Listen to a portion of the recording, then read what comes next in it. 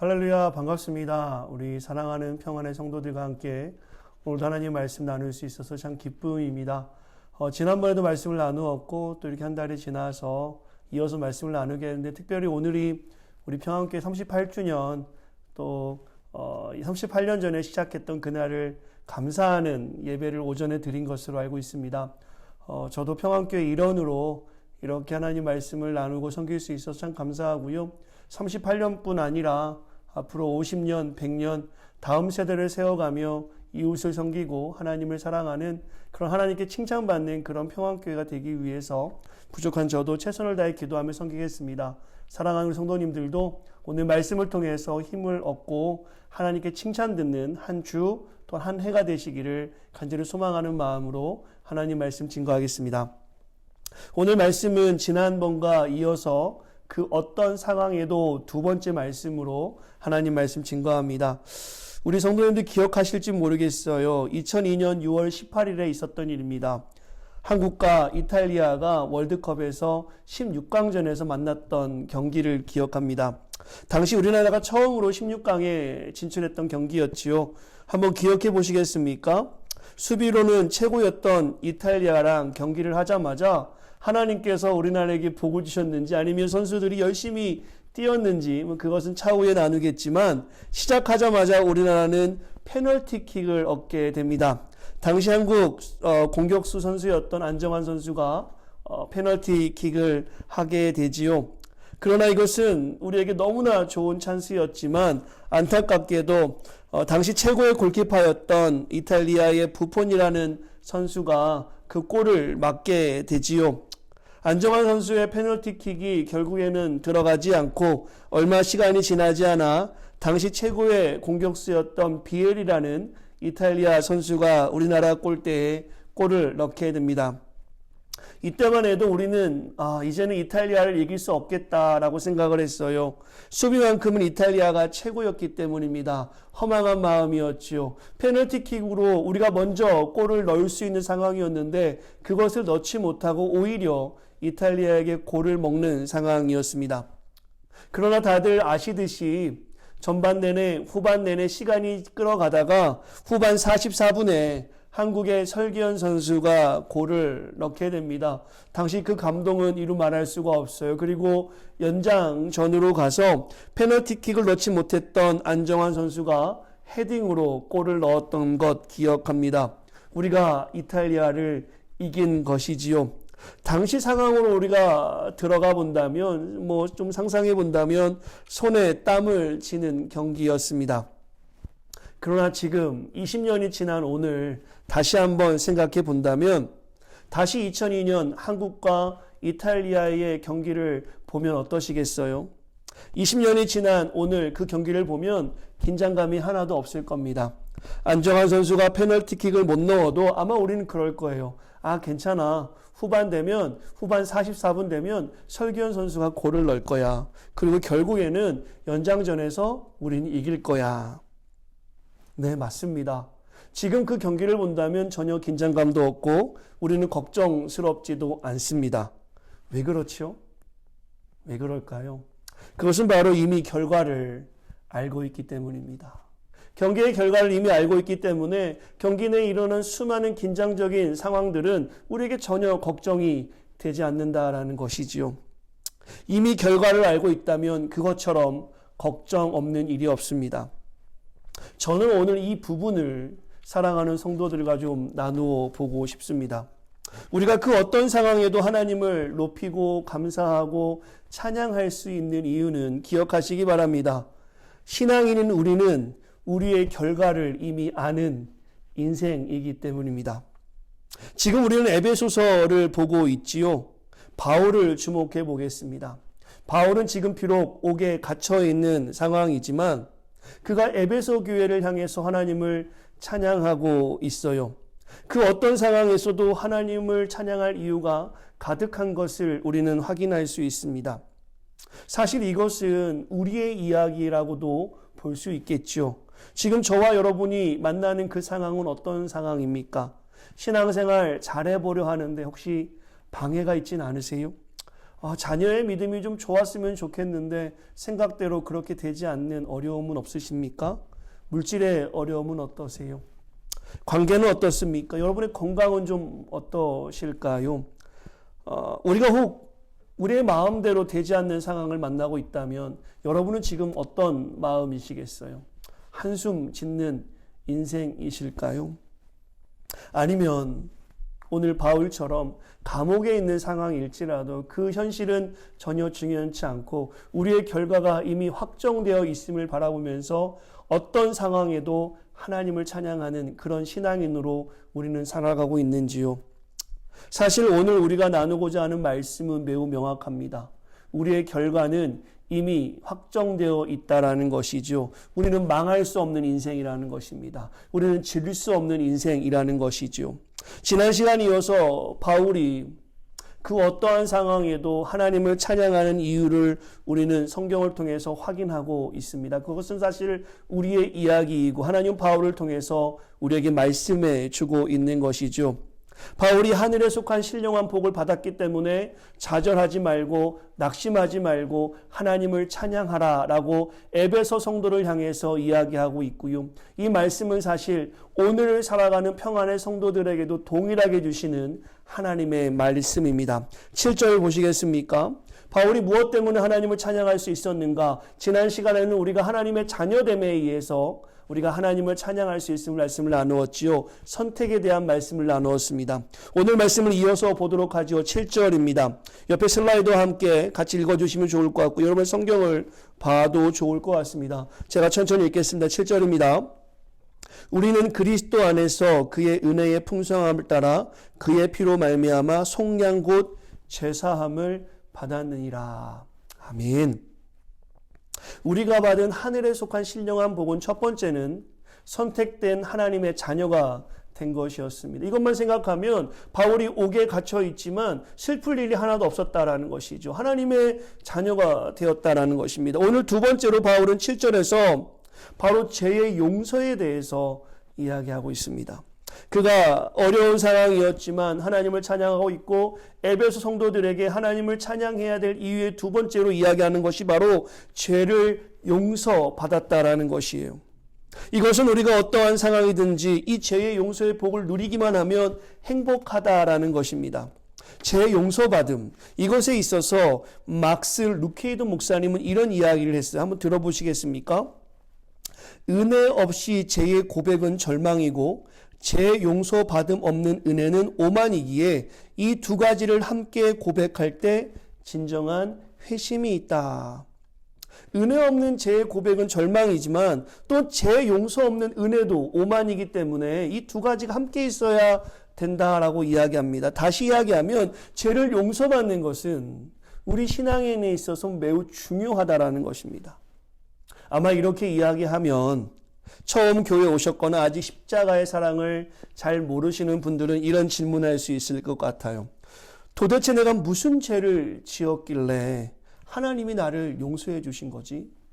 그 용서받음을 감사하라고 이야기하는 거지? 하며 의문 가지실 분이 분명히 이 자리에 계실 것 같아요. 이 자리에 안 계시더라도 주변에 하나님의 사랑을 전하면 그렇게 질문하는 분들이 분명히 있을 겁니다. 다시 제가 한번 질문해 볼게요. 이렇게 질문하면 어떻겠습니까? 우리는 죄인입니까? 조용히 속으로 한번 대답해 보셔도 좋습니다. 왜 우리가 죄인입니까? 대체 무슨 죄를 지었길래 지옥에 가야 하는 것입니까? 우리가 쉽게 이해하는 죄의 범주는 이렇습니다. 사회에서는 범법, 즉 법을 어겼을 때 죄인이라고 하지요. 신앙 안에서는 우리가 고백하는 우리의 최종 권위인 성경에서는 이렇게 말씀합니다. 하나님의 자녀인 우리가 하나님의 말씀을 지키지 않았을 때 죄라고 말씀합니다. 성경에서는 눈에 보이는 죄를 범하는 태도뿐만 아니라 마음에서 드러나는 것도 죄라고 이야기하세요.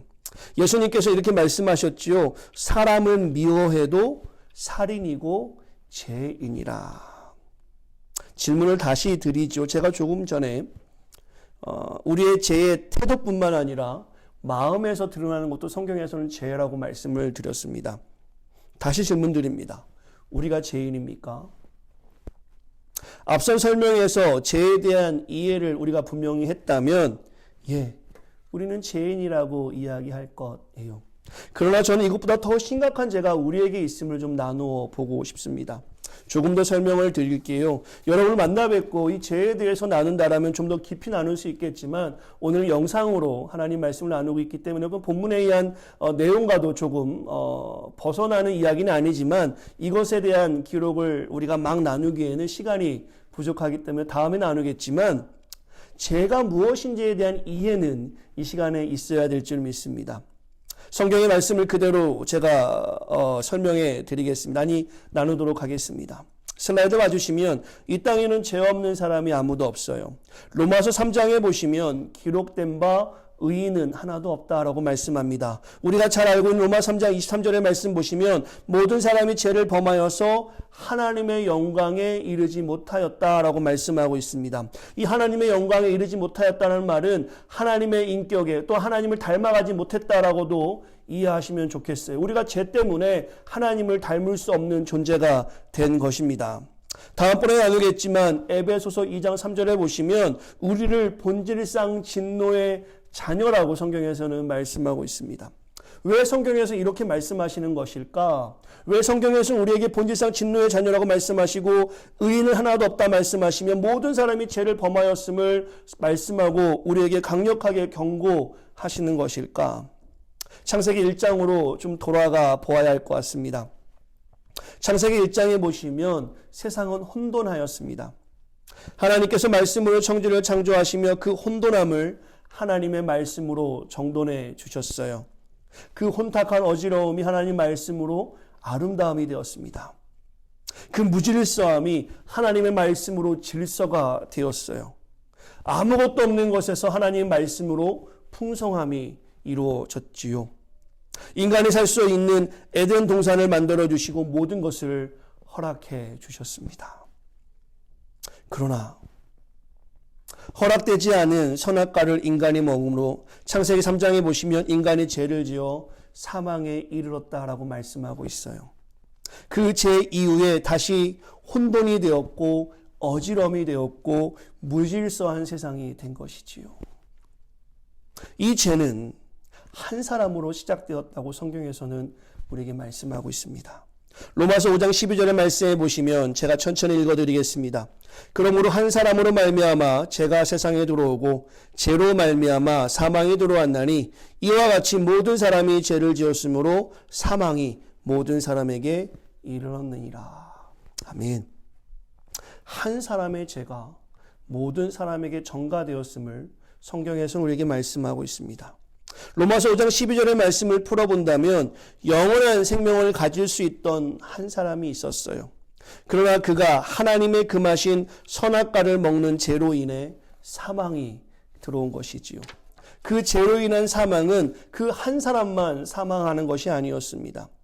이 땅 지금 누구도 사망하지 않는 사람이 없지요. 이 말은 이 땅의 모든 사람이 한번 태어나면 죽게 되는데 그 사망의 원인이 바로 그 한 사람의 죄를 인해서 모든 사람이 전가받은 증거다라고 로마서 5장에서는 말씀하고 있어요. 하나님을 믿기 전 우리의 상태라는 것입니다. 사망할 수밖에 없는 존재들.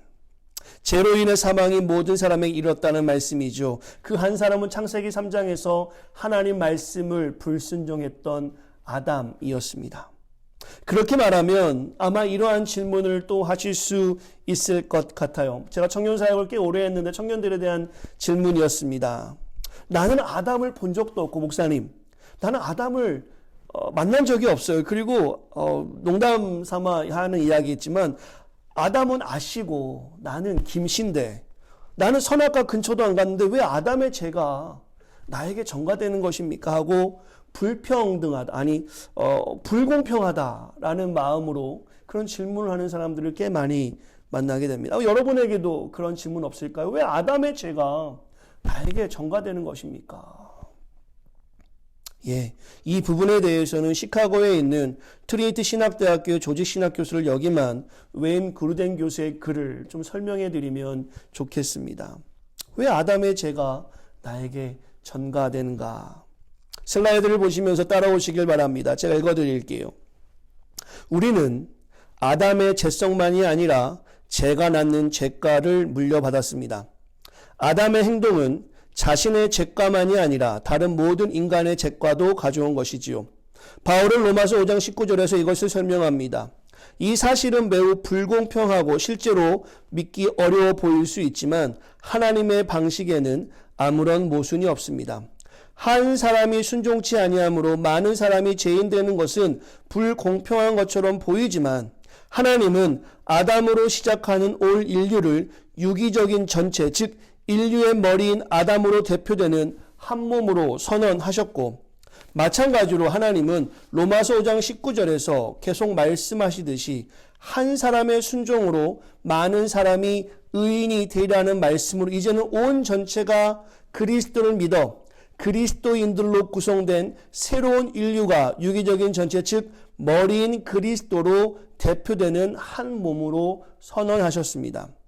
설명을 좀 드리자면 인류의 대표인 아담의 죄가 모두에게 전가되어 더 이상 하나님을 만날 수 없는 죄의 상태였으나 하나님은 그렇게 인간을 놔두신 것이 아니라 오히려 하나님의 놀라운 사랑으로, 기억하시기 바랍니다. 하나님의 놀라운 사랑으로 독생자인 그리스도를 이 땅에 보내시어 그가 친히 십자가에 못 박혀 죽으심으로 우리의 죄를 다 감당하심으로 그리스도로 인해 사실 이 모든 것이 해결되었다라고 또한 우리에게 말씀하고 있어요. 한 사람의 죄가 모든 사람의 전가되는 것은 불공평하게 보일 수 있지만 오히려 하나님 그 방식을 사용하셔서 한 사람이 죽음으로 모든 사람의 죄가 해결되는 방식으로 하나님은 그 대표성을 가지고 오늘 우리에게 놀라운 사랑을 보여주셨다라는 것이죠. 이것이 영원한 생명이 보장되었다라는 것입니다. 정리하자면 우리의 결과가 이미 결정되었다는 사실입니다. 오늘 본문에서 예수를 믿는 우리의 평안의 공동체가 그 어떤 상황에도 하나님을 찬양할 수 있는 이유는 이 죄 용서함을 우리가 그리스도를 통해서 받았다는 사실입니다.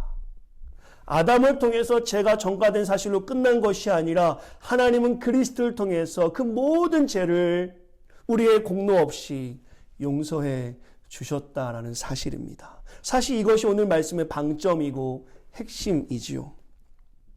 어떤 상황에도 하나님을 찬양하고 높일 수 있는 이유는 무엇인가? 바로 죄 용서함을 받았다는 그 사실이 오늘 바울을 감격하게 했고, 비록 바울이 감옥에 있지만 에베소 성도들이 꼭 기억했으면 하는 하늘에 속한 신령한 복이었습니다. 혹 물질이 없어서, 건강이 어려워서, 관계의 힘듦으로 오늘 이 상황에 한숨 나시는 분들이 있다면 다시 한번 말씀을 깊이 묵상해 보시기를 바랍니다. 돈이 없어도, 건강하지 못해도, 관계에 어려움이 있어도 오늘 우리가 명확한 사실 하나는 영원한 생명을 소유했다라는 것입니다. 우리의 공로 없이 우리는 그 영원한 생명을 우리의 결과적으로 명확하게 하나님 앞에 받고 있다라는 사실이지요. 이것은 천국을 소망하고 사랑하는 것입니다.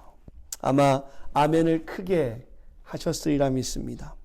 아담의 죄로 인해서 이 땅에 무질서함과 혼돈함이 넘쳐났지만, 아니 지금도 하나님을 모르는 사람들은 여전히 그 무질서함과 혼돈함에 살아가고 있지만, 사망의 그늘 아래 살아가고 있지만, 사실 그리스도를 알기만 하면 하나님께서는 그리스도를 통해서 택한 백성들에게 죄 용서의 은혜를 주시고 그 혼돈함이 아닌 아름다움과 그 무질서함이 아닌 질서로 오늘 우리의 삶을 여전히 이끌어 가신다라는 것입니다. 이것을 우리가 생각만 하면 현재의 어려움은 우리에게 아무런 좌절의 도구가 되지 않는다는 사실이지요. 바울은 오늘 이것을 강력하게 선언하고 있습니다. 지난번에 설명했지만 계속해서 나누고 있지만 바울의 현재 상태는 좌절뿐인 상태 아니겠습니까? 낙심뿐인 상태 아니겠습니까? 그가 복음을 위해 살다가 옥에 갇힌 상태였습니다. 그러나 그는 자신의 현상에서 만나는 그 상태에 따라서 절망과 낙심이 아니라 오히려 그는 감사하며 하나님을 높이고 있다는 사실은 오늘 우리가 그 어떠한 상황에서도 어떻게 살아야 하는지에 대한 명확한 답변을 하나님께서 바울을 통해서 우리에게 보여주시고 있다는 것이지요. 저는 오늘을 살아가는 우리 평안의 공동체가 동일한 고백이 있었으면 좋겠어요. 제 용서함 받은 공동체, 제 용서받은 우리, 본질상 진노의 자녀로 하나님과 단절된 인생이었던 우리가 그리스도의 죽으심으로 예수님을 나의 구주로 영접함으로 이제 우리가 하나님과 단절된 상태가 아니라 하나님과 연합된 상태로 살아간다는 것. 이것이 바로 오늘 어떠한 상황에서도 하나님을 찬양할 수 있는 매우 근본적인 이유가 된다라는 것입니다. 그리고 사도 바울은 이 제 용서받음에 대해서 이렇게 이야기하면서 마지막으로 그가 하나님을 높일 수 있는 이유에 대해서 13절과 14절에서 이렇게 이야기합니다. 제가 읽어드릴게요. 그 안에서 너희도 진리의 말씀 곧 너희의 구원의 복음을 듣고 그 안에서 또한 믿어 약속의 성령으로 인치심을 받았으니 이는 우리 기업의 보증이 되사 그 얻으신 것을 속량하시고 그의 영광을 찬송하게 하려 하심이라. 정리한다면 하늘에 속한 신령한 복은 5절에서 말씀하시는 하나님의 자녀가 된 것이었고 7절에서 말씀하시는 제 용서였습니다. 그리고 이것이 13절과 14절에서 성령으로 보증되었다라고 말씀하고 있습니다. 제가 정리를 해보았는데요. 슬라이드에 있는 내용을 한번 같이 먼저 읽어보시면 좋겠습니다. 하나님이 같이 읽겠습니다. 시작. 하나님이 우리를 택하시고 택한 우리를 위해 예수 그리스도께서 십자가에서 우리의 죄를 다 감당하시고 이제 그 은혜로 우리가 나음을 입었고 그 보증으로 성령이 우리 안에 내주하시고 성령께서 우리가 하나님의 자녀인 것과 제 용서 받았음을 명확히 하는 것. 이것에 대해서 오늘 사도 바울은 하나님을 높이고 있어요. 하나님의 자녀가 된 것과 제 용서받은 것을 그래 나는 그렇게 사는 거야 라고 이야기하는 것이 아니라 성령이 보장해주고 있다는 것입니다. 보증해주고 있다는 것이에요. 이것이 우리가 하늘에 속한 신령한 복을 받은 것이고 그 어떤 상황에도 하나님을 높일 수 있는 것. 원죄뿐 아니라 날마다 짓는 자범죄에 대해서도 하나님 우리에게 날마다 회개할 수 있는 힘을 허락해 주시고 우리가 자백할 때 하나님 그 모든 것을 용서해 주신다라는 것. 성령이 이것을 보증해 주신다는 사실입니다. 사도 바울은 오늘 에베소 1장에서 이것을 강조하고 있는 것이에요. 에베소 성도들에게 그 어떠한 상황에도 하나님을 높이고 찬양할 이유에 대해서 명확하게 설명하고 있는 것입니다. 나를 봐라. 그러나 나는 지금 낙심이 아니라 하나님을 찬양하고 있다. 바울은 자신의 삶의 낙심과 절망된 상황을 강조하는 것이 아니라 오히려 그 안에서 하나님이 주시는 은혜들을 찬양하고 있습니다. 오늘 어떠한 상황에도 하나님을 찬양해야 될 중요한 이유가 되는 것입니다. 말씀의 결론을 나누겠습니다. 같이 해보시겠습니까? 제가 현장에 있어요. 여러분이 따라 하시는 것을 알 수 있을 것 같은데 아마 대한민국 모든 사람이라면 대한민국 아마 그럴 겁니다. 저는 오늘 서론에서 2002년 한일 월드컵의 한 부분을 나누었어요. 2002년 우리 대한민국은 월드컵 4강 진출로 많은 기쁨을 가진 적이 있어요. 제가 저희 자녀들에게 가끔 설명을 하는데 사실 어떻게든 그 설명이 되지 않는 것. 그때 감격 말입니다. 기쁜 말입니다. 그때 우리 당시 2002년에 월드컵 4강에 갔을 때 한국의 모든 국민들은 대한민국을 찬양했고 선수들을 찬양했고 수많은 식당들에서는 몇 가지 음료들을 보너스로 주기도 했어요. 당시에 선수들은 사실 그러한 일을 해서 군대도 아마 제가 알기로는 면제받은 것으로 알고 있습니다. 왜냐하면 모든 사람, 군대만큼 민감한 게 없지 않습니까? 대한민국은. 근데 선수들에게 군대 안 가도 된다라는 것이었어요. 그 정도로 그때 모든 그 국민들에게 기쁨을 준 사건이 바로 이 월드컵 4강 진출이었어요. 지금 잠시 나누었는데도 그때의 상황이 제 마음을 감격하게 합니다. 저는 그때 군대에 있었는데 누워서 4강전을 본 기억이 나네요. 병장 이대경. 여러분 어디에 계셨습니까? 아마 다들 기쁜 시간이었을 것 같아요. 그러나 잘 생각해 보시기 바랍니다. 20년이 지난 지금 다행히 한국은 또 월드컵에 나가서 올해 11월에 한다고 하는데요. 국민들에게 2002년의 그 기쁨을 다시 줄 수 있을까요? 다시 보장이 없습니다. 사실 확실한 것은 아마도 2002년만큼의 결과를 이뤄내기는 쉽지 않을 것이에요. 이렇게 몇 년이 지날 이래도 우리는 얼마나 기뻐했고 흥분했습니까? 그게 우리였지요. 그러나 오늘 우리가 잘 기억했으면 좋겠어요. 몇 년이 지날 이래도 이렇게 기뻐했던 우리가 오늘 말씀을 통해서 나누는 하나님의 자녀, 재용서, 성령의 보증, 이것으로 저와 여러분이 감격하고 기뻐하고 있습니까? 사실 오늘 사도 바울을 통해서 우리에게 주시는 이 말씀은 좀 전에 나누었던 월드컵 4강 진출과는 비교할 수 없는 기쁨입니다.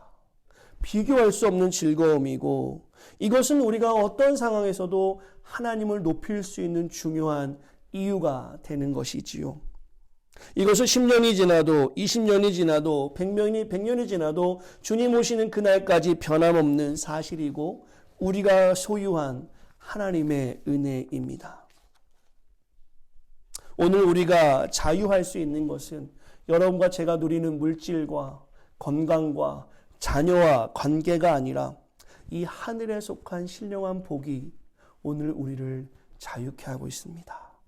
어떻게 내가 하나님의 자녀가 될 수 있습니까? 어떻게 우리가 죄를 용서받을 수 있을까요? 어떻게 우리가 성령님과 동행하는 인생을 살아갈 수 있습니까? 우리가 한번 생각해 보면 우리 삶은 우리가 잘 알잖아요. 어떠한 행위로도 우리는 용서받을 수 없는 죄인들입니다. 감히 우리가 하나님의 자녀가 되었다니요. 성령께서 우리와 동행해 주신다니요. 이것은 오늘 우리가 어떠한 상황에도 하나님을 찬양하고 감격하는 중요한 이유가 됨을 사랑하는 성도들과 나누고 싶어요. 지금 여러분이 어떠한 상황에 있는지 모르지만 오늘 이 사실을 기억하고 그 어떠한 상황에서도 사도 바울과 같이 하나님을 찬양할 때 하나님은 우리를 바라보며 칭찬하시고 기뻐하실 줄 믿습니다. 근데요, 사실 이렇게 말씀을 맺히면 우리가 머릿속으로 동의하는 수준의 정도밖에 안 될 것이라는 생각이 들어서 제가 구체적인 적용점을 하나 성경에서 찾아보았습니다. 다시 질문한다면 바울은 어떻게 이렇게 할 수 있었는가라는 질문이었어요. 본문을 쭉 묵상하면서 말씀을 정리해 보는데, 아니 바울은 어떻게 이렇게 할 수 있었지? 정말로 하나님이 자신을 택한 것이 기뻐서, 또한 죄 용서받은 것이 행복해서 성령이 동행하고 있으니까 이렇게 감옥에서도 찬양할 수 있었나? 저는 오늘 이 질문을 가지고 다시 성경을 읽어보았어요. 제가 발견한 것이 있습니다.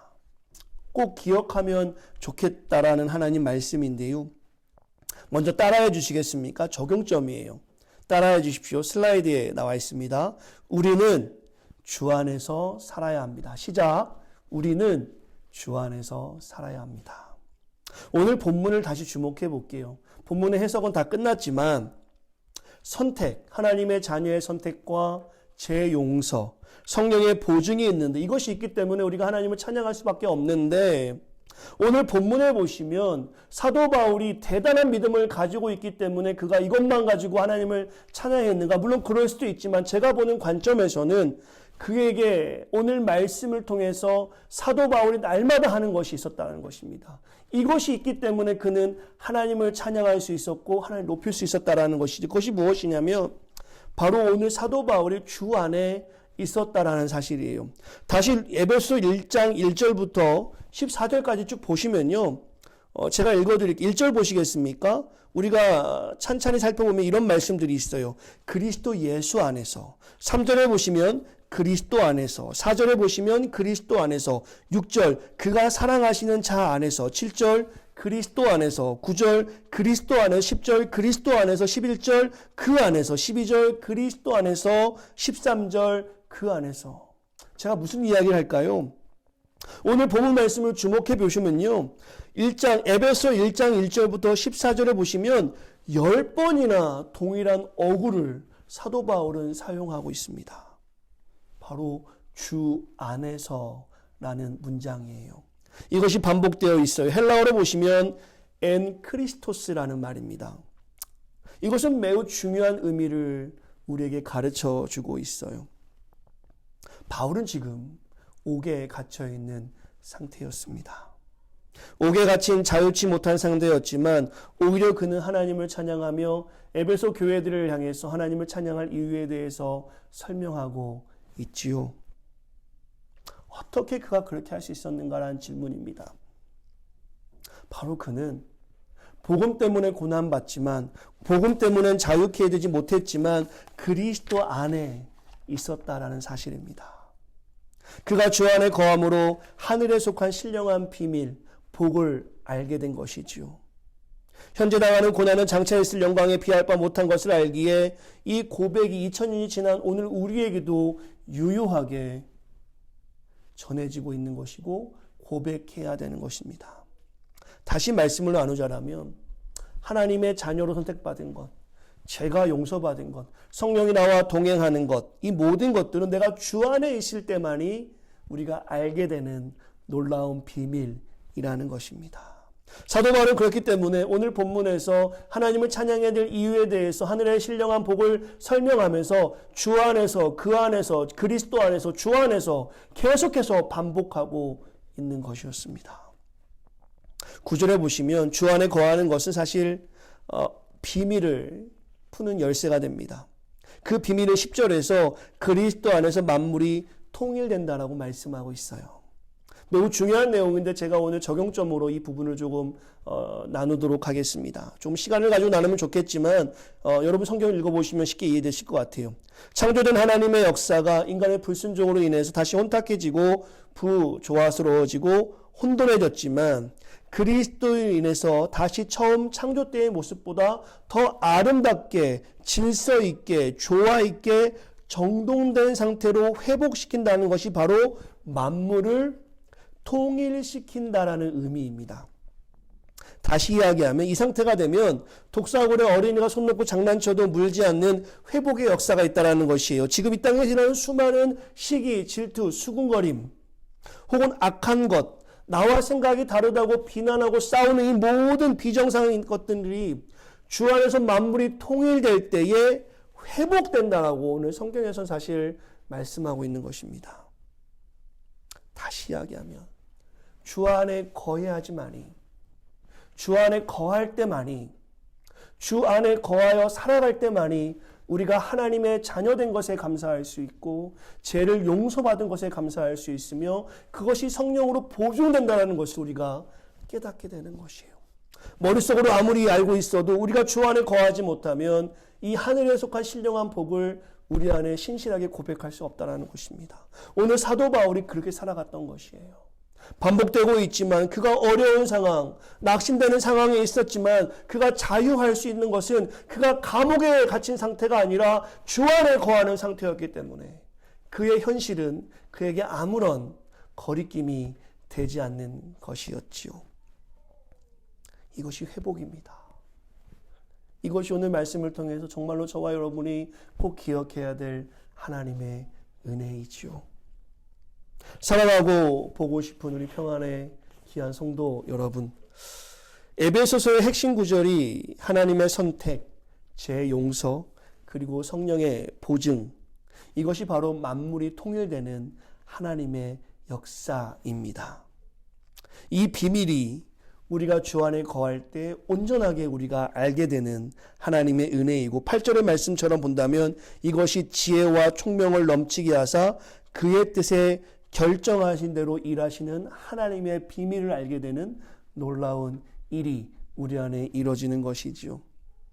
하나님의 뜻을 알기 위해서는 우리가 그리스도 안에 거하는 것이 매우 중요합니다. 여러분은 지금 어디에 속해 있습니까? 여러분은 지금 어떠한 존재로 이 땅에 살아가고 있습니까? 우리 평안교회는 지금 쌍문동 혹은 도봉구에서 어떠한 모습을 가지고 어떤 정체성을 가지고 하나님을 전하고 있습니까?